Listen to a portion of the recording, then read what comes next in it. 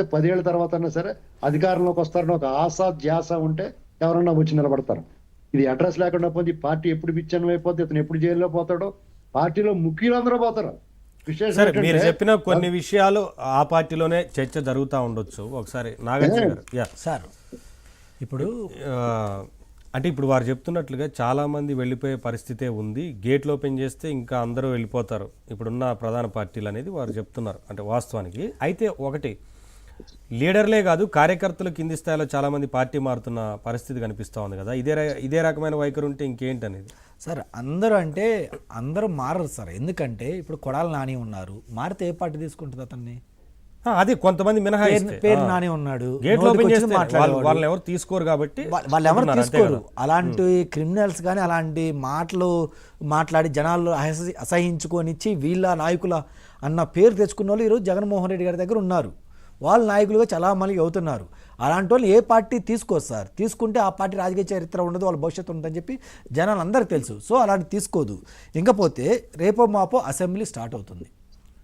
పులివెందల్లో ఒక ఎమ్మెల్యేగా జగన్మోహన్ రెడ్డి గారు గెలిచారు కాబట్టి ఆయన ఓటు వేసిన వాళ్ళకి ఓటు వేయని వాళ్ళకి ప్రతి ఒక్కరికి ఆయన ఎమ్మెల్యే కాబట్టి ప్రజా సమస్యలు తెలుసుకొని ఆ సమస్యల మీద అసెంబ్లీలో పోరాటం చేయాలి జగన్మోహన్ రెడ్డి గారు. అలాగే ముఖ్యమంత్రి గారిని, ఉప ముఖ్యమంత్రి గారిని, మిగిలిన తదితర మినిస్టర్ని నిలదీసి ఆ నియోజకవర్గానికి కావాల్సిన నిధులు తెచ్చుకొని ఆ నియోజకవర్గం సంబంధించిన డెవలప్మెంట్ గురించి ఆయన ప్రజలతో డిస్కస్ చేయడానికి డెఫినెట్గా అపాయింట్మెంట్ ఇవ్వాలి. మరి ఎందుకు అపాయింట్మెంట్ ఇవ్వాల? ఈ రోజు ప్రజలు ఆయన కలవడానికి వచ్చినప్పుడు డెఫినెట్గా ఆ సమస్యలు చెప్తారు కదా. అసలు మంత్రులే కలుస్తున్నారు కదా అందరినీ. మంత్రులకే అంత సమయం తీసుకొని కలుస్తుంటే ఎమ్మెల్యే ఎందుకు కలవరు సార్? ఇకపోతే నిన్న కాక మొన్న నారా చంద్రబాబు నాయుడు గారు కానీ టీడీపీ సోదరులు కానీ ఏం చెప్పారు? మేము కుప్పానికి నీళ్ళు తెచ్చినాం త్రూ వయా పులివెందుల మీదుగా వచ్చి అని చెప్పారు కదా. మరి జగన్మోహన్ రెడ్డి గారు ఆ ప్రజలను కూర్చోబెట్టి నిజంగా మన పులివెందులకి నీళ్ళు వచ్చినాయా, ఎన్ని చెరువులు నీళ్ళని, ఎన్ని కాలం నీళ్ళని, రేపొద్దున అసెంబ్లీకి పోతారా పోతే ఆయన ఏం క్వశ్చన్ చేయాలి? కనీసం మాట్లాడాలి కదా. కనీసం మాట్లాడిన జనాలు పిలిచి వాళ్ళ స్పందన తీసుకోవాలి కదా సార్. ఆ స్పందనే జగన్మోహన్ రెడ్డి గారి దగ్గర కలువైంది. అంటే ఒక ఎమ్మెల్యే కూడా ఈయన అన్ఫిట్ అని చెప్పి ఈయనకే ప్రూవ్ చేసుకోవడం జరిగింది. అలాగే అరుసుమల్లి గారు మంచి మాట ఒకటి చెప్పారు. ఈరోజు విజయమ్మ గారు కలవటానికి వెళ్ళారు జగన్మోహన్ రెడ్డి గారిని.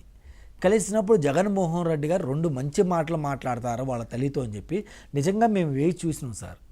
ఆమె వెళ్ళి జస్ట్ హక్ చేసుకున్న తర్వాత ఆమెని పక్కగా పంపించారు. ఆ తర్వాత సెక్యూరిటీ పక్కగా పంపించి వేరే ఒక లేడీ వస్తే ఆమెతో మాట్లాడి అటు నుండి జారుకున్నారు తప్పించి, అరే మా తల్లి నన్ను కలవడానికి వచ్చింది, ఏదో చెప్పుకోబోయింది, కనీసం నేను ఇంట్లో కూడా రానియట్లేదు కదా, కనీసం ఎక్కడన్నా ఏదైనా చెప్దాం అనుకుంది, మనం ఏదైనా మాట్లాడదాం అని చెప్పి పిలిపించి ఏమైంది కనీసం మాట మంది ఎలా ఉన్నావు, ఆరోగ్యం బాగుందా, ఏమైనా అవసరం ఉందేందని నువ్వు డిస్కస్ చేయాలి కదా. కనీసం నోట్లోంచి ఒక్క మాట కూడా ఈరోజు రాలేదు సార్. ఒక్క మాట కూడా రాలేదు. కనీసం మరి విజయమ్మ గారు ఏమైనా టోకెన్ అడిగితే ఆ టోకెన్ విజయమ్మ గారికి కూడా ఇచ్చారు లేదని చెప్పి ఈరోజు మా సందేహం వస్తుంది. మళ్ళీ విజయమ్మ గారు వెళ్తే ఏమైనా డిస్కస్ చేసిద్దామను, 1-2 ఏమైనా మాటలు చెప్పి ఇదే అని చెప్పిద్దామని చెప్పి ప్రజలు నేను ఇలా చీకొడుతున్నారు, నువ్వు ఇలా మారాలి, మీ తండ్రి ఇలా ఉండేవాళ్ళని చెప్పి 4 మంచి మాటలు చెప్పిద్దాం. బహుశా ఆమె కూడా టోకెన్ ఏంటో ఆపేస్తారు అనుకుంటా సార్. ఈరోజు చరిత్ర ఎన్నడి విధంగా విధంగా టోకెన్లు ఇస్తారు సార్. ఇంకా జగన్ ఏం చేస్తారు? ఇంకా పోతే సార్ ఇంకొక విషయం మనం డిస్కస్ చేయాలి. జ్యోతుల్ నెహ్రూ గారు sir, very very important subject. Jyothula Nehru గారు మొన్న ఒక ప్రముఖ యూట్యూబ్ ఛానల్కి ఒక ఇంటర్వ్యూ ఇచ్చిన తర్వాత ఆ ఇంటర్వ్యూలో కొన్ని క్వశ్చన్లకి ఆన్సర్లు చెప్పాడు సార్. జ్యోతుల్ నెహ్రూ గారు అవునన్నా కాదన్నా వైఎస్ఆర్సీపీలో కూడా పనిచేసిన తర్వాత మళ్ళీ బ్యాక్ టు టీడీపీకి వచ్చారు. ఆయన వచ్చినప్పుడు సార్ జగన్మోహన్ రెడ్డి గారంట, నెహ్రూ అన్న నాకు ఈరోజు కొంచెం పనుంది, నేను బెంగళూరు వెళ్తున్నాను, ఈరోజు అసెంబ్లీ మీరు చూసుకోండి, అసెంబ్లీకి ఎందుకంటే ఈ డిస్కషన్ అసెంబ్లీ సమావేశాలు వస్తున్నాయి కాబట్టి నేను చెప్పాలి కాబట్టి చెబుతున్నాను, ఎందుకంటే డిస్కస్ చేయాలి మనం. సో ఈరోజు మీరు అసెంబ్లీ చూసుకోండి అని చెప్పి జ్యోతుల్ నెహ్రూ గారికి అసెంబ్లీ అప్పచెప్పి ఈయన బెంగళూరు వెళ్ళారంట. ఇష్యూ దేని మీద జరుగుతుందంటే పట్టుసీమ పోలవరం మీద డిస్కషన్ జరుగుతుందంట. జరుగుతున్నప్పుడు ఆ డిస్కషన్లో నారా చంద్రబాబు నాయుడు గారికి ఆయన లీడర్ ఆఫ్ ది హౌస్ ముఖ్యమంత్రిగా ఉన్నారు, ఈయన జగన్మోహన్ రెడ్డి గారు లేరు కాబట్టి పులివెందుల ఆయన అపోజిషన్ లీడర్ కాబట్టి జ్యోతుల్ నెహ్రూ గారు మాట్లాడడం జరిగింది. మాట్లాడుతూ పోలవరం గురించి చర్చలో మాట్లాడి డిఫ్రయర్ అంట, మీరు పోలవరం ఎందుకు కట్టట్లేదు, పట్టుసీమ ఎందుకు తీసుకున్నారో, దానివల్ల ప్రజల ధనం వృధా కాటమే కదా, ముందు పోలవరం కంప్లీట్ చేయండి, ఆ తర్వాత ఇది కంప్లీట్ చేయని చెప్పి జ్యోతుల్ నెహ్రూ గారు చెప్పడం, ఫైట్ చేయడం జరిగిందంట. అసెంబ్లీ మొత్తం అయిపోయిన తర్వాత నారా చంద్రబాబు నాయుడు గారు జ్యోతుల్ నెహ్రూ గారిని పిలిపించుకున్నారంట. నెహ్రూ గారిని ఒకసారి అటు రమ్మని చెప్పండి అని చెప్పి.